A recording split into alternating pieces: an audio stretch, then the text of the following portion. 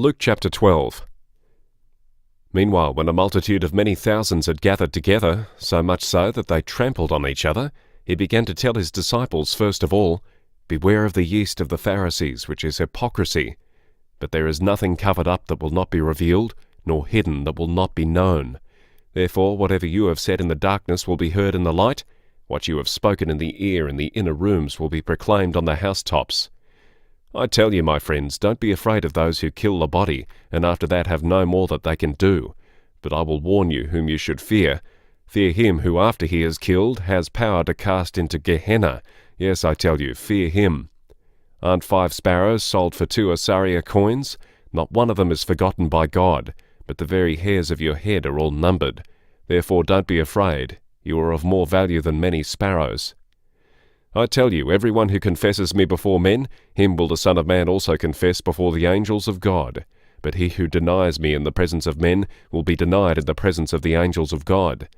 Everyone who speaks a word against the Son of Man will be forgiven, but those who blaspheme against the Holy Spirit will not be forgiven. When they bring you before the synagogues, the rulers and the authorities, don't be anxious how or what you will answer or what you will say, for the Holy Spirit will teach you in that same hour what you must say. One of the multitude said to him, "Teacher, tell my brother to divide the inheritance with me." But he said to him, "Man, who made me a judge or an arbitrator over you?" He said to them, "Beware, keep yourselves from covetousness, for a man's life doesn't consist of the abundance of the things which he possesses." He spoke a parable to them, saying, "The ground of a certain rich man produced abundantly. He reasoned within himself, saying, 'What will I do, because I don't have room to store my crops?' He said, 'This is what I will do. I'll pull down my barns and build bigger ones, and there I'll store all my grain and my goods. I will tell my soul, Soul, you have many goods laid up for many years. Take your ease, eat, drink, be merry.' But God said to him, 'You foolish one, tonight your soul is required of you. The things which you have prepared, whose will they be? So is he who lays up treasure for himself and is not rich toward God.' He said to his disciples, 'Therefore I tell you, don't be anxious for your life, what you will eat, nor yet for your body, what you will wear. Life is more than food, and the body is more than clothing. Consider the ravens. They don't sow, they don't reap, they have no warehouse or barn, and God feeds them. How much more valuable are you than birds? Which of you by being anxious can add a cubit to his height? If then you aren't able to do even the least things, why are you anxious about the rest? Consider the lilies, how they grow. They don't toil, neither do they spin. Yet I tell you, even Solomon in all his glory was not arrayed like one of these. But if this is how God clothes the grass in the field, which today exists and tomorrow is cast into the oven, how much more will he clothe you, O you of little faith?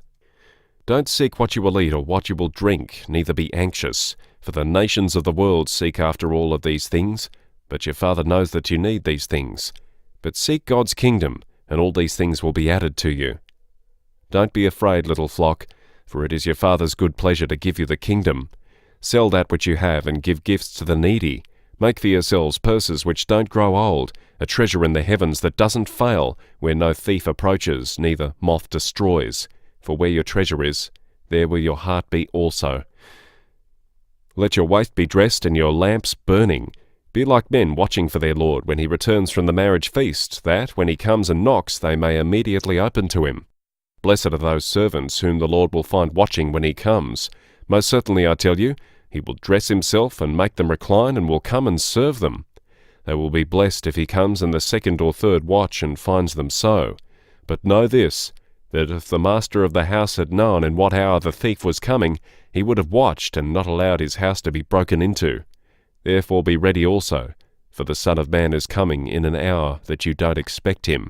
Peter said to him, "Lord, are you telling this parable to us or to everybody?" The Lord said, "Who then is the faithful and wise steward, whom his Lord will set over his household, to give them their portion of food at the right times? Blessed is that servant whom his Lord will find doing so when he comes. Truly I tell you that he will set him over all that he has." The Lord said, "Who then is the faithful and wise steward, whom his Lord will set over his household, to give them their portion of food at the right times? Blessed is that servant whom his Lord will find doing so when he comes. Truly I tell you that he will set him over all that he has. But if that servant says in his heart, My Lord delays his coming, and begins to beat the menservants and the maidservants, and to eat and drink and to be drunken, then the Lord of that servant will come in a day when he isn't expecting him, and in an hour that he doesn't know, and will cut him in two and place his portion with the unfaithful. That servant who knew his Lord's will and didn't prepare, nor do what he wanted, will be beaten with many stripes. But he who didn't know and did things worthy of stripes will be beaten with few stripes. To whomever much is given, of him will much be required, and to whom much was entrusted, of him more will be asked. I came to throw fire on the earth. I wish it were already kindled, but I have a baptism to be baptized with, and how distressed I am until it is accomplished. Do you think that I've come to give peace in the earth?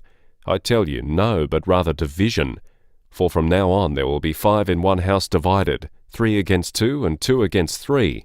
They will be divided, father against son, and son against father, mother against daughter, and daughter against her mother, and mother-in-law against her daughter-in-law, and daughter-in-law against her mother-in-law.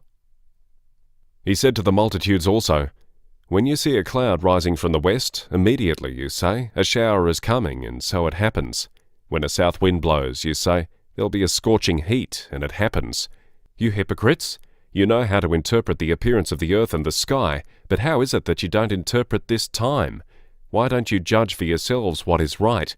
For when you are going with your adversary before the magistrate, try diligently on the way to be released from him, lest perhaps he drag you to the judge, and the judge deliver you to the officer, and the officer throw you into prison. I tell you, you will by no means get out of there until you have paid the very last penny.